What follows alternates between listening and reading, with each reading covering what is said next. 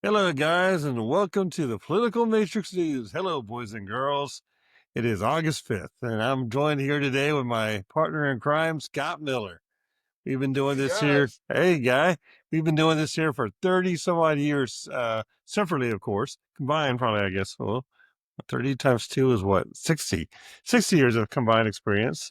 And that's just a small part of our team of running campaigns, political, nonprofit, corporate type of campaigns and gamuts and everything else, and seeing what all happens in the behind the scenes. And we're here today to talk about our behind the scenes expertise on the news of the day. And I guess you ran across an old news of, was that video from today, or how long ago was that video of Nancy Pelosi explaining the art of the smear? Yeah, this is from the first Trump administration, and apparently Trump's team or something had said something that was fairly damaging to them, and she felt like she had to get out in front of it. So she explained the tactic. No, that's not what you think it is. This is just a tactic. Let me explain it to you. Well, let's watch the video. Yeah, let's watch the video and let her explain it for us. Yeah, no one can explain it like Nancy explains it. And it's a diversionary tactic. It's a self-fulfilling prophecy. You demonize, and then we call it the wrap-up smear. If you want to talk politics, you call it the wrap-up smear. You smear somebody with falsehoods and all the rest, and then you merchandise it. And then you write it, and they'll say, see, it's reported in the press that this, and this. So they have that validation that the press reported the smear, and then it's called the wrap-up smear. Now I'm going to merchandise the press's report on the smear that we made. And it's a tactic, and it's self-evident. Pretty damn good. I mean, you know, when people tell you who they are, you should listen. People have said that for years, and I can't believe that she said this out loud. Except, and I will tell you, the reason she felt confident enough to say it out loud was because she knew the media is on her side. Exactly. She knew that, that even though she may have stumbled a little bit, the media was basically going to take her side of it and say, oh, this is what this is. Yeah, and it's not like she does it, but she sees it all the time because she's got to deal with it with those evil Republicans. Exactly. And back in 2016, is during the Russia hoax, which now today we're seeing all these ex-FBI and ex-CIA operatives, former operatives, mind you, who were part of that situation, were all basically saying that they were told to lie and told to exaggerate and make up. And basically, she's talking about this smearing here, and they were using the legal authority to do the political smearing without any kind of hesitation at the same simultaneous time. And so, I mean, the coincidence of you showing this video and what we found today, heard today about the documentation, everything else of these former agents and former, defenders of our freedom. Weird. I mean, we are living in, the American government is not the American government of Ronald Reagan. I mean, Tip O'Neill and those Democrats are not around anymore. It's not even the government of the 60s, let alone the 80s. It's pathetic. But it is a movie, though. But let me put this in context for you. All right. So every time there's a political controversy of some sort, what do you call it? I mean, conspiracy. There's something that gets tagged onto the end of it. To splash the headlines, they tag something on the end of it that was infamous. Gate, right? What was Watergate? Watergate was operatives from within the White House, like actual administration officials who were directly running this operation, who all they were going to do was bug the offices of the Democrats. All right, that's all they did, and at the time, it was the biggest controversy ever. Yeah, a long way. And then you have Watergate. Tell me how it is that what was done to Trump is even less controversial than Watergate. Oh my God. I think it is dramatically far beyond what happened in Watergate, and Nixon resigned over Watergate. And now they're talking about, I guess Obama was actually behind this. is one headline that I read. I mean, that he was intricately involved in all of this operations here. Yeah, let me tell you the thing that they're going to use to defend it. They're going to pick apart any justification. Like you could perfectly articulate someone's motivation for doing this, and the immediate response is going to be, well, yeah, that might explain him, but there's all these other people that had nothing, no dog in that fight. Why would they do this? There are a lot of different people that did this for a lot of different reasons. Exactly. A lot of them want to keep their job. Okay, that's the first dog in the fight. They want to keep their job. They want to stay alive. That's their dog in the fight. Yeah, exactly. So the point is that there's don't let them dismiss this thing, because why would someone do this? I promise you, not only would they do it, but we have a history of doing it. If you only go back to Watergate, something at least this bad was already done. It was kept within the administration. Administration people kept it, executed it exactly like this. And this is what happens. Go ahead, sorry. Well, and even if you want to call it, like I guess talking about the individual acts, these individual acts are small. They're not, what, whether you could say that they rise to something or not is one thing, but there's no way to say that this isn't a gratuitous use of government resources, because this wasn't, them doing whatever. This is them using their office, leveraging their office for the benefit of a political campaign, and that is a felony. But what's the definition of is? And that's actually what they're going to be hiding behind. And their whole idea here is because basically, I mean, the same way that Bill Clinton said something that was not true in his deposition, these people said something that was not true to the warrant, to the FISA judges, in order for the FISA judges to sign off on the warrants. So basically, they're just going to basically say they just misspoke, or or left some things out, or overly embellished, or we're just covering their butt.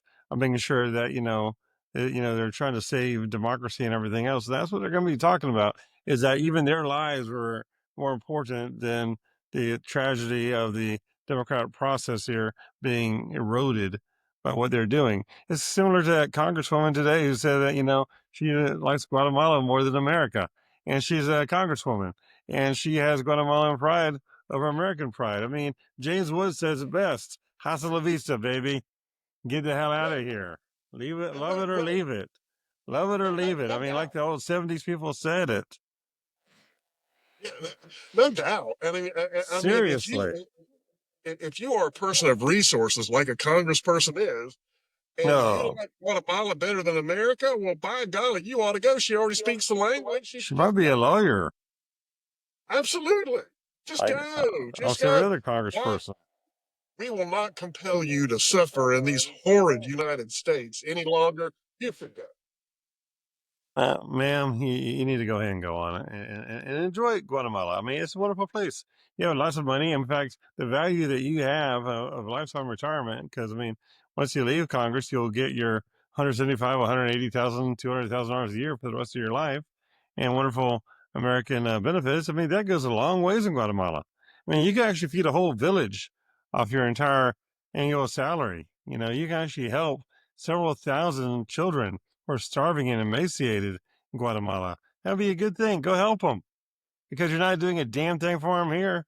If you love it so much better than you like it here, I mean, that's the whole thing. Is that this whole Democrat Party smearing tactics for the Nancy Pelosi video, combined with this, co-opting of, or controlling and compelling of the legal system, the way they did against Trump in 2016 and continuously all the way up until, I guess, today.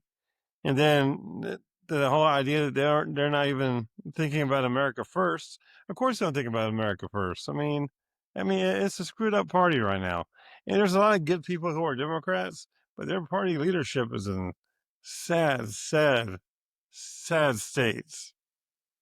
Well, I hate to keep going back to fundraising, but that's all that this is. It is absolutely. Mark Levin said that today.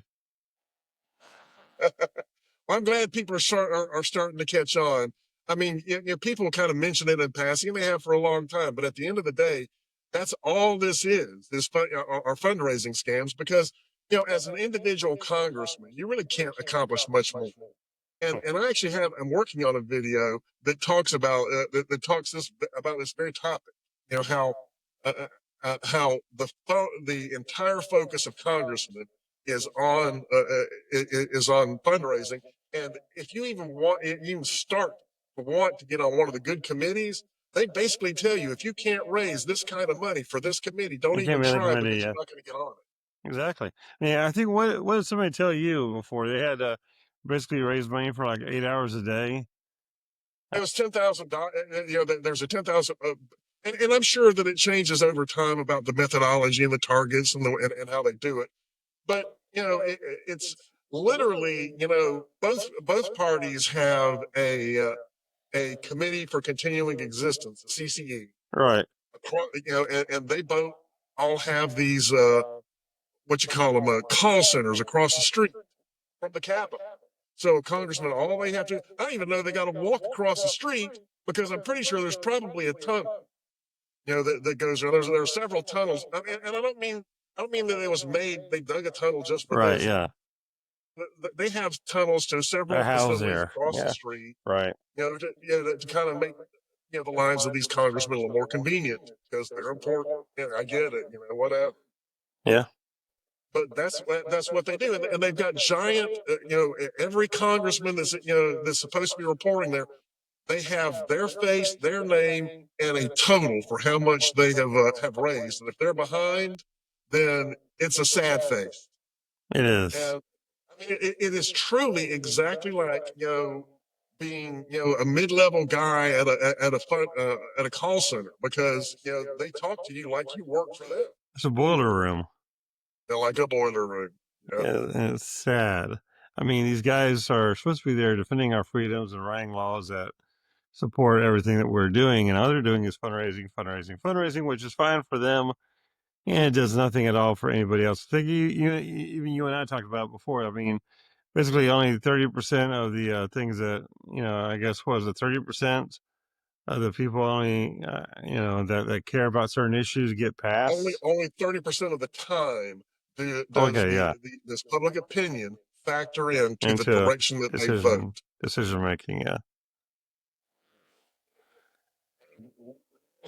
The inverse of that means that 70% of the time, public sentiment had nothing to do with the way that what happened to the law. Yeah, well, being a pollster who, like you and I both are, who really give a damn a lot about public sentiment, is very tragic that our leaders just do not. But hey, what does the public know? Well, what do they know, really? Who knows? It really just speaks to the level of contempt that Washington has for the rest of the country. Yeah, and it's on full display now, with people saying that they like Guatemala better. And no, we're not just picking on the Democrat Party once again. However, Republicans do not do this. And now you tell me a Republican who tells me they like another country better than America, then we'll point them out as too. Find me one, please. Anybody. Just message us, send us a note, send us a chat, send us anything that says Republicans do anything like this, that Republicans support killing people randomly and everything, or Republicans support all this hate. Show us. But we're not picking on Democrats just to pick on them. I mean, fuck. I mean, seriously. I mean, I got a lot of friends who are Democrats, and they're confused as hell about what's going on here with leadership as well. I mean, but prove it. Well, again, we don't have politicians anymore. We have fundraisers with political affiliation. Yeah. Who fundraise within a certain target demographic. And I think a lot of these political affiliations are very subject to change based on what district they live in. I mean, if they live in a district that's strongly Democratic, they might swing that way. And the same person might swing a different way if he lived in a different community. I mean, they're political swingers. You look at their political at their contributions, where their contributions are coming from, and then you look at what they're saying, and it suddenly starts to make sense. I mean, because they may be throwing out a narrative that is entirely in counter to their constituents' best interest, and they're sitting there spewing it like it's an important thing. yeah. And then, and you wonder, well, how are they doing that? It's because they know that regardless of what they say, their district's not going to vote for a Republican, and there's not a Democrat with enough oomph to take them in the primary. So what do they have to worry about? That kind of goes into my next question I was going to ask you about today. They're talking about the census and everything, and about gerrymandering, and about how I guess Trump says he wants 5 more Republicans in the House, which is great. Every president wants 5 more of their party in the House. That's normal. That's called, normal. I mean, there's no other word for it. I mean, everybody wants their party to be in charge. I mean, and basically the idea here, though, is that to remove the illegals from the census, which should have been done already, actually. Well, I'm not sure what method they're going to use to do that. I mean, because it's hard to identify one. What? It's hard to identify one if they don't have identity. Well, that's there's a number of, I get that you can't, that there may be some kind of prohibition, some sort of legal construct is a better way to say it. There's not any black letter law, but there may be some sort of legal construct that says that they can't just,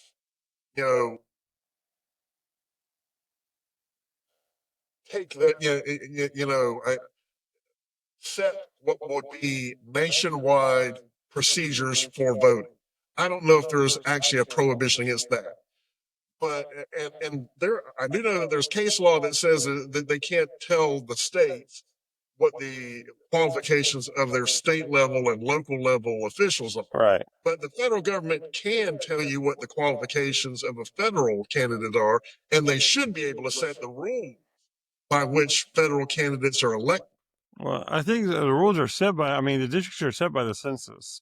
And that's what usually reflects everything. So what the federal government can do is, for some reason, Barack Obama had wanted the illegals to be, not for some reason, for obvious reasons, Barack Obama wanted the illegals to be included in the census. So that way it could help, pad the vote for the Democrat Party and everything.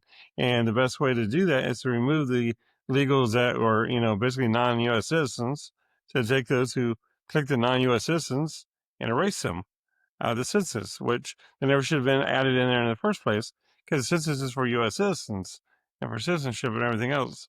In theory. What Obama did was he stopped asking the question. Yeah. And so there's no way to undo what Obama did. Right. Because frankly, that's probably the most compelling reason, most compelling justification for what Trump's doing is that Obama deliberately made it so, did something to skew the election in the favor of Democrats, and in a way that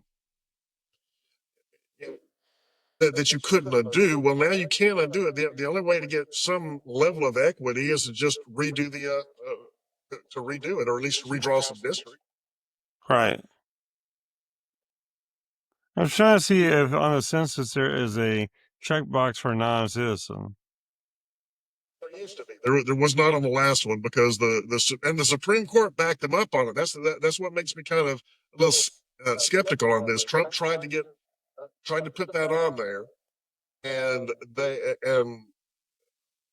I think it was Schumer or Pelosi or someone filed, or maybe some third party group filed a lawsuit that had that question taken off of the census.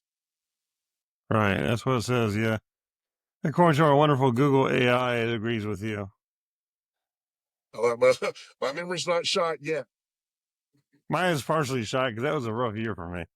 My mom passed away and everything that year, so it was interesting year that year.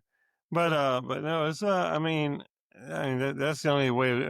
You're correct. Without any way of tracking that, it's going to be very hard to subtract those people off the. And so you just do a new census, and maybe you do it early. do a new census, or they can do what they're doing, which is have big fights over this. But at the end of the day, because you remember, the way that they affected the illegals was they got the illegals. They got 30 million illegals in here, and then they declared cities blue sanctuaries, so that the illegals would cluster around those things and give those states bonus representation. Yep. And so the one way to undo that is to kick all these suckers out of here. And let's see, this is 25. So in 5 years, when we do the census again, there won't be people. Those people will be gone. In California and New York will probably lose 5. Well, California will definitely lose 5. right. New York will probably lose 2 or 3. 2 or 3, although yeah. they've been losing them faster than California for a long time. Texas may lose 1 or 2. Minnesota might, and also Michigan might lose 1 or 2. Minnesota and Michigan, yeah. Texas, Texas may lose 1 or 2, but that's just because they happen to be the place, with the biggest border. Right. So, and so you wind up with illegals who will jump back and forth across the border all the time. So you really don't know. And Florida will probably pick up 3. Right. Florida, everybody keeps coming here to Florida, although, we're not as free as we used to be because, we still have a crumpling of regulations here and stuff here. But, they're getting the insurance issue here under control. I think the housing insurance, that's actually the biggest negative side of living in Florida is if you're a homeowner. The insurance here is outrageous because of, all the active gods we got. God really likes to take out his his day on Florida or hurricane season. We don't have blizzards too much, but we got more than our fair share of storms. But that's going to be interesting with the new census and everything else. I wonder if they could actually speed it up and make it earlier, because I don't know if they legally can. I know it will start in 2028 because it takes 2 years to do, and so 2028 will be when they start setting up all the new rules for the new census and so on and so forth, and all the challenges will be thrown into the courts and everything. And that'll start right around then because it takes a good 2.5 years to do a census. And so we're right around the corner almost from that. And so, but that would that be in his presidency? Would he still be? Oh no, he'll be done. He'll still be president in 2028. Yeah, he's elected 28 or 24. His term's over in 20 at the end of 28. So yeah, so when they're beginning it, he'll still be president. Right, but the important thing is that he has the actual census designed by them. Because once the design's there and the questions in there, they're really not going to be able to do a whole lot. That's why we need to make sure we have a Republican Congress, a Republican Senate, to keep the majority going. Because if we don't, all bets are off. Well, I'll tell you what: if we can get a lot of these guys out of here for the midterms, we could probably do a pretty severe dent in their operation just through the midterms. And if we get them done with the midterms, they are done. If we gain 1 seat in the midterms, they're done. Exactly. Because that's the thing that's going to tell you that they are on a decline. Because we already have the Supreme Court now, and who is actually not in a Republican pocket or a Democrat pocket, but the constitutionality pocket. Yeah, they do decisions that I don't agree with a lot of them, and I do agree with a lot of them. But the thing is, I think they're doing a pretty good job. Supreme Court is, so I think they'll approve any kind of thing of not having the illegal people as part of the census, or if they are, to have a checkbox where you identify who is legal or who is not, and I really don't understand what the justification was, honestly. Maybe I'll do a little research on that. What was the justification? Just sneak everybody in. Well, I know what the motivation was, but what was the justification? Maybe for Barack Obama, his motivation and justification are identical and parallel together. Who knows with these guys? My gosh, they spent years making up stuff about Russia. Russia. Russia. I mean, absolutely. And now we have India who wants to keep dealing with Russia. What the hell's up with India? I mean, I know they want cheap oil. Who doesn't want cheap oil? We all want cheap oil. Buy from America. We'll lower the price. I mean, I get it. They're right next. They're adjacent to the country, so they don't have to pay for shipping or exporting or importing or anything like that. But, the deal is, though, they're helping fund this war against Ukraine, and Russia has got to, quit getting funding from these other countries. And these other countries have to stop wondering why we're angry about them doing business with Russia or funding Russia, because all the money goes right to their war. And, the best way to end a war is to cripple somebody's economy. You can't do that if people are buying oil from them. And India, I mean, I know Trump is a little bit irritated with India, and he put a 25% tariff on them. And I think it should be 80. And tariff the hell out of them. Don't worry, he's going to wield that tariffs thing like a mallet. Boom! This is what we're doing. Exactly. I mean, he should make it 25 to 125, like it did to China. That scared the hell out of China. Once we went to 125% tariff, China's like, okay, guys, let's talk. So let's cut a deal. And so, well, I mean, think about Russia and China are kind of like younger siblings, right? Exactly. I mean, they know how far they can push things. They don't have any they don't have any intention of getting their butt whipped, but they know how far they can push it before mom steps in and says, "Hey, don't be so mean to your baby brother." But they're not superpowers. They're still the baby brothers and sisters. I mean, that's why you have things like China in the when we're doing sending battle groups through the South China Sea, nowhere near China's territorial waters, and then and China will send send planes that out there that are putting radar locks on ships and actually other ships doing radar locks on our ships and stuff like that. That is hostile action. And but they do these things on the reg so that they can kind of flex a little bit, and very often they get something out of it. And we basically trained them that that's going to be the case. Well, I think the whole issue with China all started when Bill Clinton was selling them the China secrets back during 1997 and 98 to the fundraiser and everything else with all the China fundraising scandal. That's where, if none of that would have started, we wouldn't even be here right now. So thank you, Bill. Thanks for that. I know you're just trying to make some money. I get it. You're from Arkansas. You're broke. Went to DC, wanted to become rich. Ain't broke no more, no. But, I mean, and it's the same way with Reagan and Iran. And, I mean, all these guys make a little bit of mistakes here and there.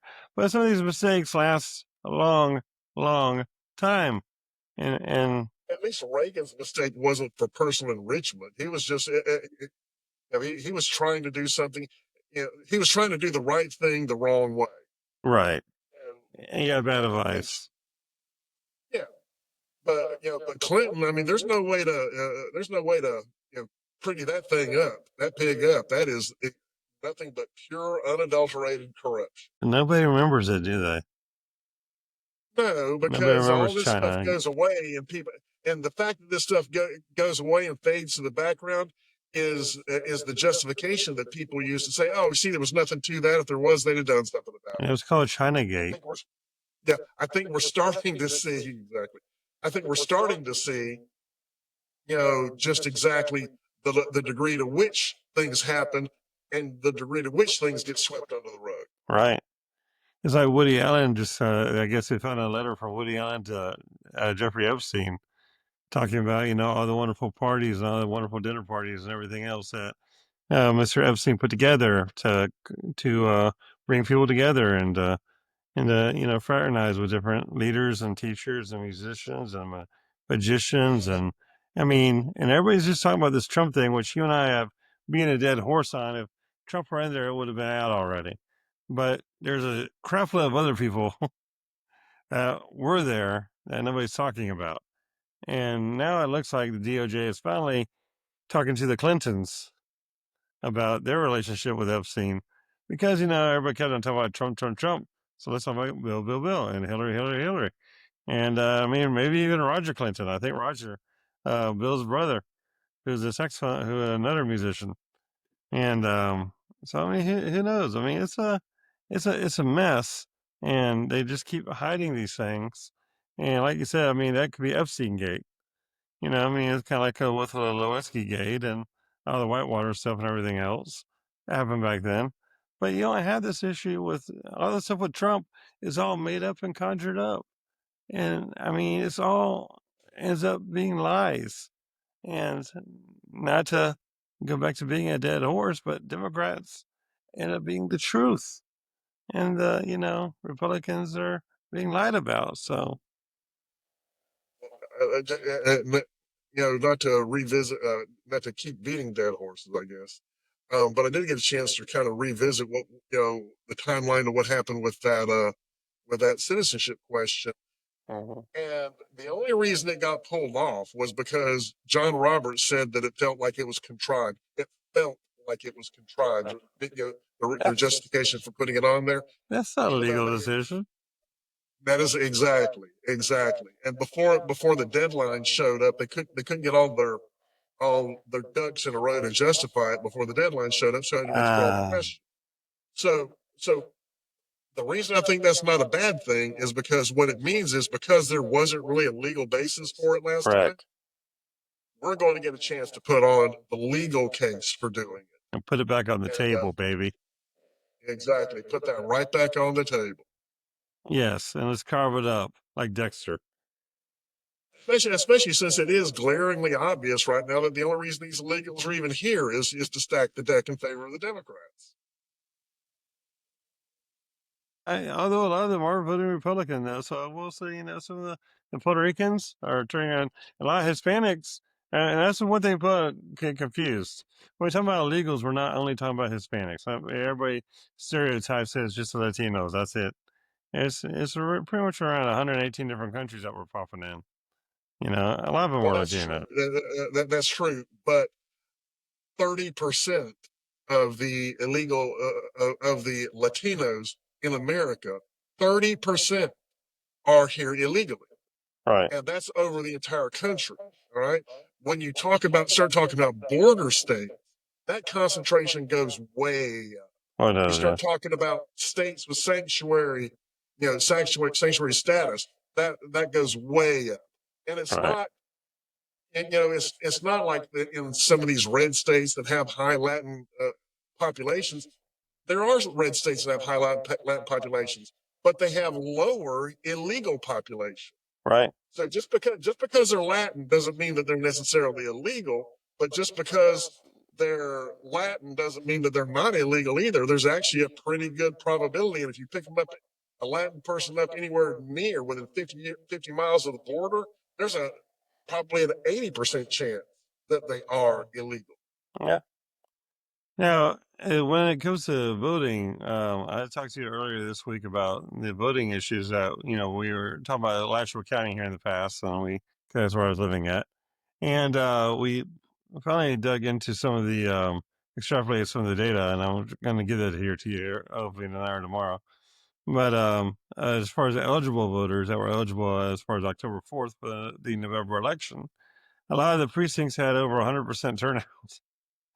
And a lot of the county to county transfers, that's what we've been talking about. These people just moved to the county and to vote, and so they weren't really already on the rolls. So I get it. So that's the people who are additional people to the precinct. And that's also meaning that precinct voted 100%. That's the part that I really don't get. I mean, stupendous, amazing turnout. It's like 40%. But one thing I did not tell you, though, is a lot of these transfers were foreigners.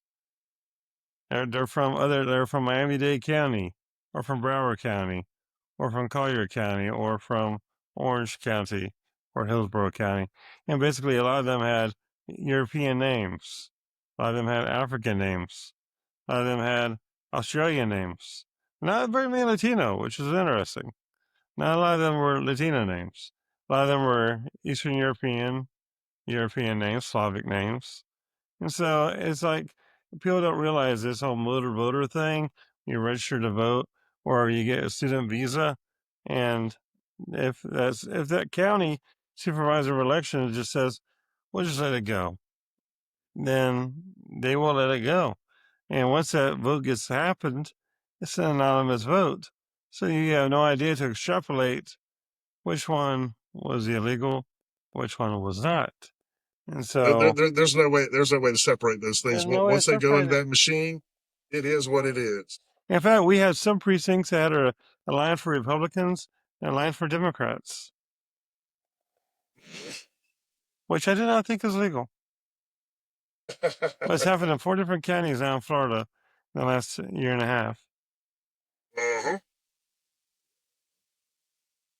Sorry, Weird. my daughter is calling me. I got to see my daughter who never calls me. I know parents can relate to this. My daughter who never calls me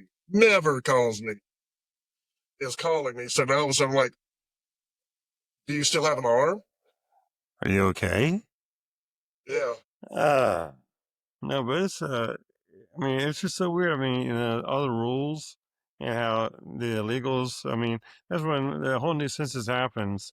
I hope they get everything straightened out to where, I mean, because I mean, like you said, on a federal level, you can't tell every state how they need to vote, but you can tell every state who can vote. Well, you can you technically can't tell them what the qualifications are for offices within their border. But federal offices are not within their borders. Right. Federal offices, the people elected to federal office may come from their borders, but the office itself is in D.C. Exactly. And so they do have a very direct interest in saying this is what the qualifications are, and the election must meet these requirements or else. Right. Because otherwise, we don't have equal protection under the law now, do we? No, we do not. And that is a fundamental right. Period. Now, one thing I want to bring up today is I was at the store today. We have some medicine because we have a lot of sick people in the house. Have you seen the price of the Mucinex lately? $50. I haven't to buy that lately. How $50 for Mucinex DM. How many? How $50 for a pack of Mucinex. 50 for Mucinex DM. The generic version cost me $29. This is at CVS, not at your Target or your expensive Costco's or whatever people shop at. Is in Afrin, the nose spray costs $20. $20 for nose spray. What the hell's going on with the pricing here of pharmaceutical stuff? Is this all because it's all made in China or something, or what? The containers? If it is, we gotta get. I mean, a lot of these things are not American made, or the containers are not American made. We have got to step it up and get, America producing their own medicines again. So that's outrageous. It is absolutely outrageous. I don't know. They literally contrive these things and make out like it's it's going to they're saving the earth when at the end of the day we know all they're doing is saving their. Yeah, I mean, I'm on the Zepbound shot and everything else. So I was going to do a little shout out to Zepbound. Thank you so much for helping me. I have lost 65 pounds with it, but it costs a lot of money. I mean, I'm very blessed to have the VA to pay for it because I think each shot's like $1,400 a shot. Jimmy Crickets. And so basically, I got $20,000 worth of shots in my refrigerator, and I actually have a box of them right here. And the Zepbound, I've lost 65 pounds in 7 weeks. And so it works. It's noticeable. I mean, it is noticeable. I mean, along with me walking 2 miles a day. I mean, I was a caretaker for my dad for last year and a half. My dad passed away back in May. And so I was looking at my Apple Watch, which regulates everything you do. And so it regulated the whole year, basically. And so I was looking at that. And the average amount of sleep I had when I was taking care of my dad was an hour and a half a night. I was sleeping 90 minutes a day. And basically, I was walking 1 mile a day. And I wasn't doing this a wonderful shot at all yet. But once, once I started doing that, now I'm sleeping 6 hours a day and walking 3 miles a day. And the shot works out great. And so, I mean, I think a lot of it has to do with your lifestyle and everything. And people don't realize it. And a lot of the people who can't afford it need to go out and try to figure out a way to talk to their doctors to make it more affordable. I know Trump was talking about the fat shot a few months ago by his buddy who was taking the fat shot because he was fat and it wasn't working, and how cheap it was in England, and how America needs to get more affordable. And it does work for some people. Yeah, it needs to definitely be more affordable. How cheap is it in England? It's $80 a shot. See, now this is the thing that Trump, that Trump is doing that is going to be, is making it so that we don't pay any more for for medications that are developed here than they're selling it for in other countries. Right. That is absolutely ridiculous. Yeah, I really don't know where this is made at. Actually, it says it's made in America. Yeah, no, it is developed and made in America. Regardless, they're American drug pharmaceutical companies. Yeah. And I'm gonna tell you, they sell this stuff in markets that will not pay what they charge us. No. And the VA's paying for mine. Yeah, and to be perfectly honest, I think it's going to improve the quality of medicine. When they have to be accountable at the same income levels for all these different countries. I mean, whenever you lose 65 pounds in 7 weeks, and I'm only on the small dosage actually at the same time. The doctor told me once I get to the next dosage up, it's gonna be ripping me off totally. And I mean as far as weight goes, and that's just I was like morbidly. I mean, anybody who's watched our podcast knows how big I was a few months ago, and compared to how I am now. And so I mean, and how hopefully will be the next 3 or 4 months will be like near your size. Hopefully, that's my goal. You're actually my goal weight. Your weight is, and so. But with that being said, I mean, there's a lot of income challenged people that cannot afford this type of stuff. It needs to be. I mean, the idea that nose spray is $20 and regular medicine for Mucinex or whatever is $50. I mean, those prices have got to drop for the low income people somehow. For everybody, actually, not just low income, high income people as well don't want to pay it. I think that one of the things that's going to get that's going to make the medications a lot better is the fact that we're starting to look at what we've been eating. Right. And we're taking a lot of things that have been poisoning us for a long time out of our diet. So a lot of this medications, a lot of things that we're putting people on medications that they have to take every day for the rest of their lives. I think a lot of them are going to get weaned off of those things because what was really causing their issue was something they were eating. Yeah, it's going to be interesting to see what Coke tastes like when they remove fructose syrup and replace it with sugarcane. I know exactly what it tastes like. Go to the dang Mexican tienda, and they'll sell you a Mexican Coke with nothing but cane sugar in it. I never had that. They're pretty good. Yeah, you do notice a difference. There is a noticeable taste.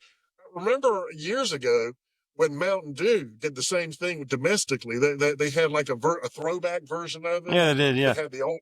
That's horrible. Old packaging, and it had cane and featured cane sugar. And boy, you could tell the difference.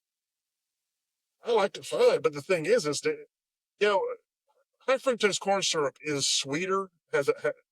It has a more intense sweetness to it, but it also is very bad for you. It is. I mean, people think that with sugar, well, your sucrose gets turned into fructose and glucose. So how bad can it be for you? Well, it's bad because your body is made to regulate sucrose. Right. And part of the way that it regulates its glucose level is how quickly it breaks things down into glucose. And so when you pull that step out of there, you have fairly predictable results. Right. And so, I mean, I think that's one thing that Bobby Kennedy Junior here is doing a great job on is with the food additives and the color and the foods coming out and the fructose coming out and all the ideas here, the EBT and SNAP, not paying for little Debbie's, not paying for junk food and everything. That's a good thing. I mean, people need to not get their kids on the obesity diet. They need to be on a healthy diet. I mean, I was on that diet myself for years, and it's a hard diet to break. Believe me, I'll tell you, it's hard to break. In fact, most of my weight gain happened when you and I had that office downtown next to that bakery. And they had these here wonderful specialty donuts. I think they even had a menu just for me. And I had probably 5,000 calories by 10 a.m. Parlor Donuts. Oh my God, that place is bad. The place is I mean, awesome. it's delicious. It is delicious. Awesome. But it is not good for you.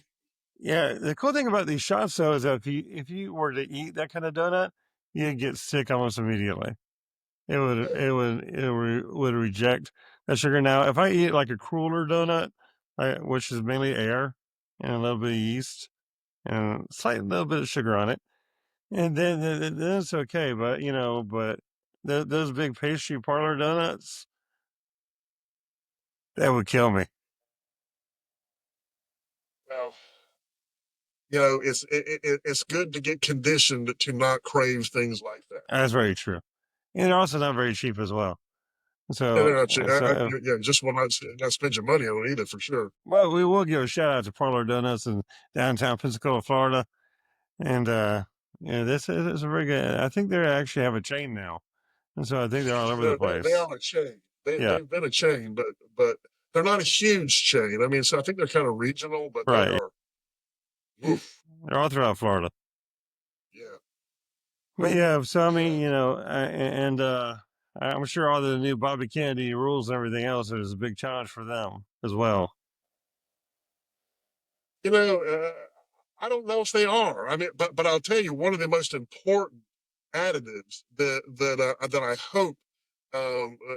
I hope that he gets out is, have you ever noticed if you buy a bag of flour that on the front of it says it's enriched? No one really knows what that means. It's bleach, right? Well, it's what? Bleach? No, that is it is bleached. It is bleached, but that's a different thing. Oh, okay. That's another thing that they really need to stop doing. All right. But the enrichment is them adding folate, or I'm sorry, is it folate or folic acid? I think it's folic acid. Yeah, folic acid. It may be folic acid. Yeah, because that's the common cheap one. So, correct, yeah. So folate is actually very good for you. Right. And you have there's a high uptake of it, and it's a good thing.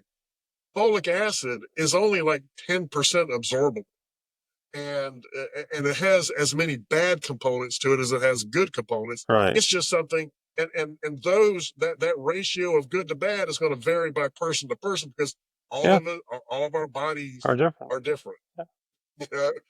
So some people are going to have very pronounced bad reactions to that sort of thing. Well, I think there's talk about removing that out of the flour and everything. I hope so. I mean, I don't know why they keep, I know why they added folic acid to it. It's because by calling it enriched, they can say it's got an important vitamin in it, and it's going to help young mothers protect their children. That's what they're saying. What the pitch was. I thought it was the way that Martha Well was trying to keep it to where it would be preserved longer, and so it lasts longer on the shelves and everything. Oh, okay. Folic acid is not a preservative. It's never been thought of as a preservative. That's why I always thought it was. Well, I'm sure they supported all sorts of fake narratives. Hey, well, I'm not very good at science. My dad was a scientist, so was my brother. Me. Not so much. Well, that product, the people that product benefited the most was the flour companies. Right. It did. Martha White, and I guess is the biggest one that comes to mind. Is there any other flour company besides Martha White, actually? I think King Arthur and the puny guy. So there's one King. Lily, that's right, yeah. But they're kind of like the Russia and China flower companies. They're like the little kids. Martha White's like the King Poopa. Well, I hate to be the guy that talks about how great they do it in some other country, but I'll tell you, the obsession that we have with junk food is entirely because of the level to which we let food companies market to our children. Mm-hmm. Because because if you go to Japan or something like that and start asking kids what their favorite food is, you'll get responses that range. I mean, there are some people that like some slightly sweet things, but most of them, are going to gravitate towards, oh, I like this vegetable, broccoli or something like that, because they teach their kids to like that kind of thing. Well, unfortunately, as part of the freedom of speech idea thing here, we advertise where the hell we want. And a lot of those countries, they actually will not allow that advertisement, which is a violation of other kind of civil rights. I think that we need to highly regulate our food advertising, not regulate it as to what they cannot say, but regulate it as to the things that they are compelled to say. This has this item, this item, this item, and this item in it, and you know how the ingredients list is on the side bottom corner, and it's about this big, and it's got like 30 lines. You of gotta crap take a that you don't picture know of what it. is. For me, I gotta take a picture of it and zoom in to see what the ingredients are because it's in size 2 font. I was like an American Express contract. There's a lot of those things that, and maybe the solution to this isn't so much making the food companies explain what's in their product, although that's an important thing, but they need to be large, readable, and use words that are common, like the common names of things. They use a lot of organic chemistry like terms, like 5N thionate or something like that. Which nobody knows what the hell that is. Entirely meaningless to people. But frankly, probably the biggest service that the USDA or the FDA or whomever could possibly perform is to take all those ingredients, every ingredient that they've evaluated or whatever, and just put it on a website with a very simple explanation of what it is and why it's used. So that when you're looking up these ingredients even with the more common names of things like riboflavin or something like that, well, what does riboflavin do? Who knows? I don't know. I have no idea what it is. And so, like a comprehensive website site with good, bad, indifferent, and then research and controversies, just stuff like that, so that everyone just knows. Oh, if I need to know what's in my product, and all the manufacturers need to store every barcode for their product as a reference to something, so that when you type in that barcode number or whatever, it pulls up that list on a screen and tells you everything about it. I also see one day possibly the ad council might be coming out with ads, kind of like they do with the frying pan and the eggs, and this is your brain on drugs, something like that. About this is your kid on candy bars, this is your kid on sugar. I mean, or something like that. I mean, possibly some sort of ad campaigns talking about what the damage is that's being caused by all the junk food. Not really saying what's in it, but saying what it causes. The obesity, the heart attacks, the heart murmurs, and everything else. I mean, myself, I was very, very blessed and lucky. And my doctor told me that he was worried to death when I hit 370 pounds. And my heart was I still have blood pressure at 120/80, and my heart rate was still around like 85. And he was shocked, and he said I was very lucky.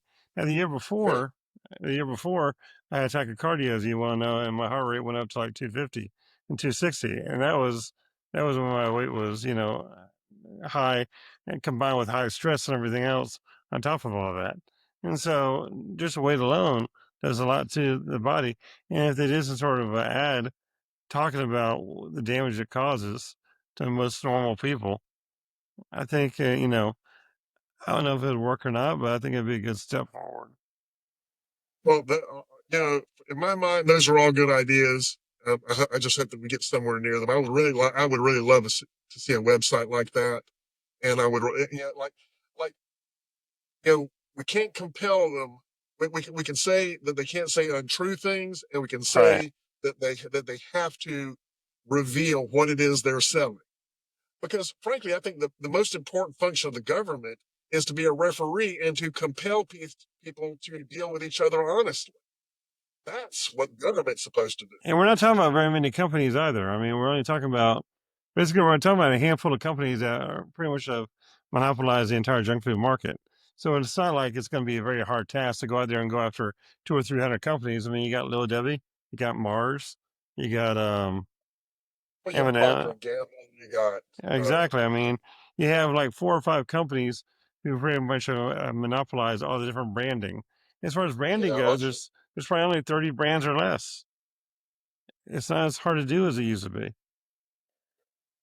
Yeah, I mean, you have the ad companies like Archer Daniels Midland, or although I think they got stuck up into someone else. I haven't really paid a lot of attention. Yeah, Johnson and Johnson.